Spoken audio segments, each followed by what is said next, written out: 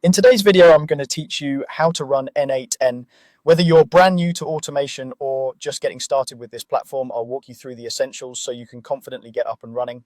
First, sign up or log into your account. If you're new, creating an account gives you access to the N8N workspace where you'll build and execute your automations.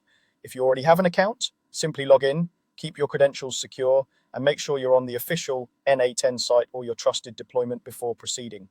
Once you're in, the N8N dashboard loads automatically. This is your control center.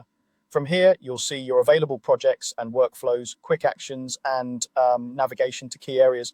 Think of the dashboard as your home base. It's where you return to review what you've built, check recent activity, and jump back into editing or running workflows. If it's your first time, take a moment to look around. Understanding the layout will make the rest of the process smoother.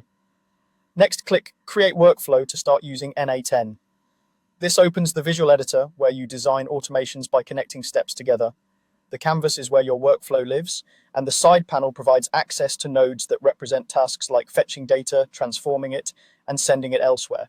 Even if you're not building a complex flow yet, it's helpful to know that everything here is designed to be visual and intuitive so you can see how information moves from one step to the next.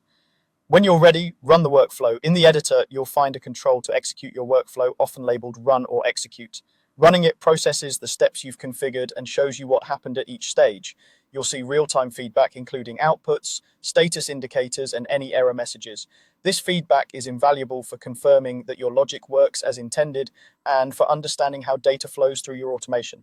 If something doesn't look right, use the on-screen results to identify where adjustments may be needed before running it again.